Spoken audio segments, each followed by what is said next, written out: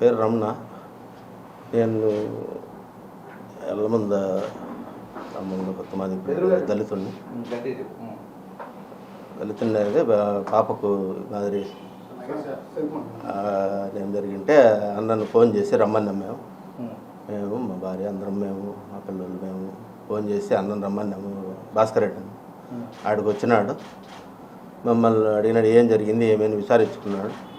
మేము చెప్పినాము జరిగిన సంగతి, అన్నయ్య మారి జరిగింది, వేరే వాళ్ళు ఎవరో తెలియదు కానీ గుర్తు తెలియని వ్యక్తుల పాపను మారి చేసినారని చెప్పినాము.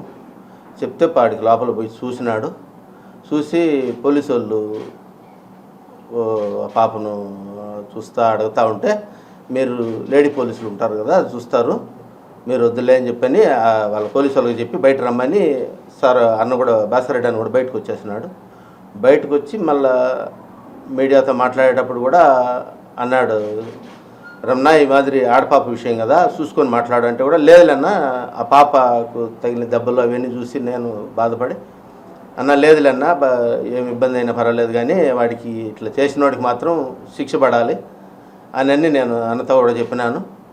అన్న మీద కేసు కానీ నేను అటువంటి ఏమి పెట్టలేదు, కేసు పెట్టాల్సిన అవసరం లేదు. మా కోసం చూసేదానికి వచ్చి మేము ఫోన్ చేసి రమ్మని మళ్ళీ ఆయన మీద కేసు ఎందుకు పెడతాము? పాపం కదా అది మాకు, మేమెందుకు పెడతాము కేసు? ఊర్లో వాళ్ళందరూ మాకు వాడికి చూసేదానికి వచ్చినారు. ఏదో బిడ్డకి ఏదో జరిగిందంటే ఊర్లో వాళ్ళందరూ చూసేదానికి వచ్చినారు. వాళ్ళ మీద అందరి మీద కేసులు పెట్టినారు అని ఇప్పుడు తెలిసింది. అందుకే నేను వచ్చి అక్కడ చెప్పడం జరుగుతుంది. నేను ఊర్లో వాళ్ళ మీద ఎవరి మీద కేసు పెట్టలేదు. నా కేసు నేను ఎవరి మీద కేసు పెట్టలేదు, పెట్టాల్సిన అవసరం కూడా లేదు. ఎందుకు వాళ్ళు నా బిడ్డకి బాగాలేకపోతే చూసేదానికి వచ్చినారు, నేను ఎందుకు వాళ్ళ మీద కేసు పెడతాను? పాపం కదా అది. విషయం ఏంటంటే మీడియా ఎక్కువ ఇది చేస్తారు, పేపర్ మీద సంతకం పెట్టమని సంతకం పెట్టించుకున్నాను నా దగ్గర. పోలీసు వాళ్ళు వచ్చి మాదిరి మాటకి మీడియాలో వేస్తారు, బిడ్డను అట్లా ఇట్లా చేస్తారు, సంతకం పెట్టమన్నారు, సంతకం పెట్టిన అంతే. అంతకు తప్పితే నేను ఎవరి మీద కేసు పెట్టమని చెప్పలేదు, నాకెవరు ఇబ్బంది పెట్టలేదు. నన్ను అసలు ఎవరితోనో నాకు వచ్చిన ఇబ్బంది లేదు. నేను ఎందుకు కేసు పెడతాను? నా బిడ్డకి బాగాలేకపోతే ఇబ్బంది జరిగితే చూసేదానికి వచ్చినారు, నేను ఎందుకు కేసు పెడతాను? అది జరిగింది నాడు. మళ్ళీ సార్కు వచ్చినాడు డిప్యూటీ సీఎం నా దగ్గరికి. నేను వచ్చిన అతని దగ్గరికి వచ్చి విషయం చెప్పిన, సరేలే మాట్లాడదాం రా అని చెప్పని సార్ దగ్గరికి పిలుచుకొని వచ్చినాడు. అంటే పోలీసులు మీకు అసలు కాగితంలో ఏం రాశారు నాకు తెలియదు, నాకు చదువు రాదు. వాళ్ళు అదే చెప్పింది, మీడియా మాటకు మీడియాకి వేస్తాడారు, అది ఎయిరు, నువ్వు సంతకం పెట్టు అని చెప్పినారు. సో చివిరెడ్డి భాస్కర్ రెడ్డి గారి మీద కానీ నాగార్జున రెడ్డి మీద నాకు తెలియదు. సో ఇది మీకు తెలియకుండా పెట్టింది తప్పుడు కేసా? వాళ్ళు తెలియకుండా పెట్టింది ఇది. నేను ఎవరి మీద, నేను ఆయన మీద భాస్కర్ రెడ్డి మీద కానీ నాగార్జున రెడ్డి మీద కానీ ఇంకో ఆయన ఊర్లో ఉండే వాళ్ళందరి మీద కూడా నేను ఎవరి మీద చెప్పలేదు నేను కేసు పెట్టాలి. నేను చెప్పలేదు కేసు పెట్టమని. సో ఇప్పుడు ఆ కేసు మీరు వెనక్కి తీసుకుంటారా? అంటే మీరు తెలియకుండా పెట్టారు కదా? తెలియకుండానే పెట్టినారు కదా, మరి నేను ఎందుకు పెడతాను? నేను చెప్పింటే కదా మీరు పెట్టాలి, నేను చెప్పలేదు. జరిగిన వాస్తవం అది. నేనైతే చెప్పలే కేసు పెట్టమని ఎవరికి. ఈరోజు ప్రభుత్వంలో మేము లేం, మాది అధికారం కాదు, పోలీసు వ్యవస్థ మా కింద పనిచేయటం లేదు. నారాయణ స్వామి గారు కావచ్చు లేదా నేను కావచ్చు, మేము రమణ గారిని బలవంతంగా ఇక్కడికి తీసుకురావాల్సినటువంటి శక్తి మాకు లేదు. ఆయన చేత ఇలా చెప్పించాల్సినటువంటి, బలవంతంగా ఆయన్ను ఒప్పించి ఈ రకంగా చెప్పు అనాల్సినటువంటి శక్తి సామర్థ్యాలు మాకు లేవు. కానీ రమణ గారు ఒక మానవతావాదిగా ఏదో జరుగుతోంది, ఓ తప్పుడు కేసులు నా చేత బనాయింప చేసినారు అని ఆయనకు తెలియవచ్చినటువంటి సమాచారం మేరకు వారి శ్రీమతి అరుణ గారు మా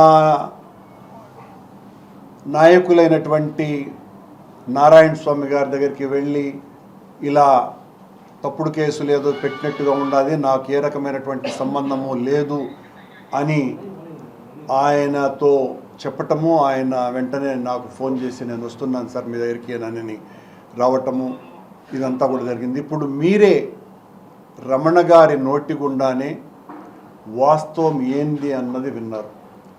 రాష్ట్రంలో పరిస్థితులు ఏ రకంగా ఉన్నాయి, ఎంత దుర్భరంగా ప్రతిపక్షాల మీద దారుణంగా తప్పుడు కేసులు బనాయించేటువంటి ఆలోచనతో ఈ రకమైనటువంటి కేసులు పెడుతున్నారు అనటానికి రమణ గారి విషయం ఒక పతాక శీర్షిక, పరాకాష్ట. తన కూతురుకు జరిగినటువంటి అన్యాయం మీద ఆయన విజ్ఞప్తి మేరకు భాస్కర్ రెడ్డి, ఆయనకు సంబంధించినటువంటి ఆయన అనుయాయులు అక్కడికి వెళ్ళారని రమణ గారే తన నోటి గుండా ఇప్పుడు చెప్పడం జరిగింది. ఇక్కడ భాస్కర్ రెడ్డికి తానే పరిగెత్తుకు వెళ్ళి అక్కడ ఏదో జరిగిందేనని, ఆయన ఏదో తప్పుడు ఆరోపణలు చేసినట్టుగా వచ్చినటువంటిదంతా కూడా అభూత కల్పన అని చాలా స్పష్టంగా తేలిపోయింది. దీనికి సంబంధించిన విషయాలు ఏదైనా వచ్చుంటే బయటికి అది తెలుగుదేశం పార్టీ అనుకూలమైనటువంటి పత్రికలలో వచ్చినటువంటివే ఆ వార్తలన్నీ కూడా పనిగట్టుకొని వైఎస్ఆర్ కాంగ్రెస్ పార్టీ నాయకుల మీద ఈ రకమైనటువంటి తప్పుడు ఆరోపణలతో కేసులు, అది కూడా POCSO case, SC ST case, అంతకంటే దారుణంగా అదనంగా మరొక 11 కేసులు, ఈ రకంగా వ్యక్తుల్ని వ్యవస్థల్ని భయభ్రాంతుల్ని చేసే విధంగా ప్రవర్తించటం అన్నది తెలుగుదేశం కూటమి ప్రభుత్వానికి ఏమాత్రం కూడా చెల్లదు. మాది చాలా నీతివంతమైనటువంటి ప్రభుత్వం, సశ్చీలతతో మేము పనిచేస్తున్నాం, తప్పు చేసిన వాళ్ళని ఎవరిని వదలమని నిత్యం చెప్పేటువంటి ముఖ్యమంత్రి గారు ఇప్పుడు తప్పు చేసిన వాళ్ళ మీద మీరు శిక్షిస్తున్నారా, అసలు ఏ తప్పు చేయని వాళ్ళ మీద శిక్షిస్తున్నారా అన్నది చాలా తేటతెల్లమైపోయింది. దీనివలన ఈ రోజున రమణ గారు చెప్పేదాని ప్రకారం అయితే నేను అసలు కేసే పెట్టలేదు, నాకు ఏం పెట్టినారో కూడా తెలియదు, నా చేత మీ దగ్గరికి వచ్చి మీడియా వాళ్ళు గుచ్చిగుచ్చి అడుగుతారు కాబట్టి నువ్వు సంతకం పెట్టిడానని సంతకం తీసుకున్నటువంటి వ్యక్తులు పోలీసు వాళ్ళు ఈ రకంగా భాస్కర్ రెడ్డి మీద, ఇంకా మా పార్టీకి సంబంధించినటువంటి నాయకులు దాదాపు 50 మందికి పైగా వీళ్ళందరి మీద POCSO case, SC ST case, ఇంకా అదనంగా 11 కేసులు పెట్టడం అంటే దేనికి సంకేతం? ఏం చెప్పదలుచుకుంటున్నది ఈ రాష్ట్ర ప్రభుత్వం ప్రజలకు? ఎవరి మీద కక్ష సాధించాలని మీరు అనుకుంటున్నారు?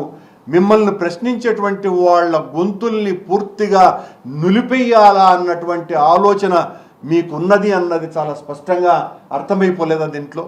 ఎంత దారుణమైనటువంటి విషయం ఇది, ఎంత అప్రజాస్వామికమైనటువంటి విషయం, ఎంత అరాచకమైనటువంటి విషయం, ఎంత అనాగరికమైనటువంటి విషయం ఇది. సభ్య సమాజంలో మానవులుగా ఉన్నటువంటి వాళ్ళెవరైనా కూడా బాధితుడు తనకు నష్టం జరిగింది, కష్టం కలిగింది అని ఆయన ఫోన్లు చేసి రమ్మంటే వెళ్ళిన వాళ్ళ మీద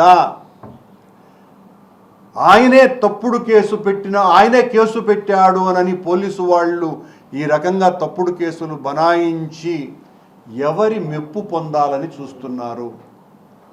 ఎవరి కళ్ళల్లో ఆనందం నింపాలని చూస్తున్నారు? చంద్రబాబు నాయుడు గారికి సూటిగా అడుగుతున్నాం, చాలా తప్పులివి. ఈ రకంగా మీరు ప్రశ్నించే వాళ్ళనందరినీ కూడా మీ ఇనుప బూట్లతో నొక్కివేయాలనుకోవటం చాలా తప్పు. పోలీసు అధికారులను ఈ రకంగా అప్రజాస్వామ్యక పద్ధతులలో వాడుకోవటం అన్నది మరింత తప్పిదమవుతుంది. పోలీసు అధికారులను నేను విజ్ఞప్తి చేస్తున్నా, చాలా స్పష్టంగా ఈరోజు రమణ గారు ఇచ్చినటువంటి స్టేట్మెంటుతో మీరు తప్పు చేశారు అన్నది అవగతమైపోయింది. మీరు తేలిపోతున్నారు. ఇది చాలా అన్యాయమైనటువంటి విషయం, ఇలాంటివి జరగకూడదు, ఇలాంటివే జరుగుతున్నాయి ఈ ప్రభుత్వంలో. ఈ రోజున రమణ నేరుగా వచ్చి చెప్పగలుగుతున్నాడు కాబట్టి ఒక వాస్తవం బయటకు వచ్చింది. ఇలాంటివన్నీ ఎన్ని మరుగున ఉన్నాయో దీన్ని బట్టి చూస్తే అర్థమైపోతున్నది. రమణ గారిని నిజంగా అభినందిస్తున్నా. మా గొప్ప గుణానికి, మీకుగా మీరు తెలుసుకొని ఒక వాస్తవం, ఓ వ్యక్తి మీద నన్ను పరామర్శించడానికి వచ్చినటువంటి వ్యక్తుల మీద ఈ రకంగా నా చేతనే తప్పుడు కేసులు పోలీసు వాళ్ళు బనాయించినారు అని తెలుసుకొని వచ్చి ఈరోజు ధైర్యంగా మీరు చెప్పినటువంటి కారణాల వలన మీరు ప్రజాస్వామ్యాన్నే బతికించిన వాళ్ళు ఈరోజు. నిజంగా మేము చెప్తే నమ్మే పరిస్థితుల్లో లేరు. మేము చెబితే వెంటనే మా మీద తప్పుడు కేసులు బనాయించి జైళ్లల్లో నొక్కేటువంటి పరిస్థితులు ఈరోజు రాష్ట్రంలో నడుస్తున్నాయి. ఈ రోజున బాధితుడే, ఏ కుటుంబం అయితే అల్లాడిపోయిందో, ఏ కుటుంబం అయితే నలిగిపోయిందో, ఏ కుటుంబం అయితే ఆ రోజున బాధితమైందో ఆ కుటుంబానికి సంబంధించినటువంటి భార్యాభర్తలు ఇద్దరు వచ్చి ఈ రోజున వాస్తవం ఇది, మేము ఏ రకమైనటువంటి కేసులు బనాయించలేదు అని చెబుతున్నారు అనంటే చంద్రబాబు గారు ఇప్పటికైనా కూడా వాస్తవాలను గ్రహించి ఇలాంటి తప్పులు జరగకుండా చూసుకోవాల్సినటువంటి బాధ్యత మీ మీద ఉన్నది. మీ స్వాగతానికి వదిలేస్తున్నాం. ఈ రకమైనటువంటి చర్యల వలన నష్టపోయేది మీరే. ఇలాంటివి రిపీట్ అయితే ప్రజలందరూ కూడా ఈ రోజున రమణ గారి విషయం ఖచ్చితంగా ఇది బగ్గుమంటుంది రాష్ట్రం అంతా కూడా. అరే, పరామర్శించినటువంటి వాళ్ళ మీద కూడా ఎస్సీ ఎస్టీ కేసులు బనాయిస్తారా, ఫోక్సో కేసులు బనాయిస్తారా అని ఒక్కసారిగా వచ్చిన తరువాత మీకు, మీ ప్రభుత్వానికి, ప్రజాస్వామ్యాన్ని గురించి అహర్హము మాట్లాడేటువంటి మీ హితోపదేశాలకు ఏ రకమైనటువంటి సమాధానం దొరికిందో ఈరోజు రమణ గారు ఇచ్చినటువంటి స్టేట్మెంట్ వలన తేట తెల్లమైందని తెలియజేస్తున్నాం. అంటే ఇలాంటి ఘటనలు జరుగుతూ ఉంటే ఎవరు కూడా పరామర్శించక వెళ్ళకూడదు అన్నటువంటి కుట్రపూర్వం దాగి ఉందని అనుకోవచ్చు సార్. 100% అండి. అనుమానం ఏమున్నది? ఎక్కడైనా ఎవరికైనా నష్టము, కష్టము, ఇబ్బంది జరిగితే ఏ ప్రజాస్వామ్యవాది వాళ్ళ దగ్గరికి వెళ్ళి పరామర్శించకూడదు, ప్రశ్నించకూడదు, ధిక్కరించకూడదు. ధిక్కరిస్తే, ప్రశ్నిస్తే, పరామర్శిస్తే మేము ఏ రకమైనటువంటి కేసులన్నీ అయినా పెడతాము అన్నటువంటి సందేశం రమణ విషయంలో చాలా స్పష్టంగా ఇచ్చినట్టుగా తేటతెల్లమైపోయింది కదా. థ్యాంక్ యూ అండి. పోలీసులు చెప్పేది మైనర్ బాలిక పైన కూడా ఎవరు ఒకవేళ అత్యాచారం జరిగినా కూడా మాట్లాడకూడదు, అందుకే పోక్సో చట్టం పెట్టుకున్నాం. అవునండి, ఖచ్చితంగా అలా ఎవరైనా మాట్లాడి ఉంటే అది ఖచ్చితంగా తప్పిదమే అవుతుంది.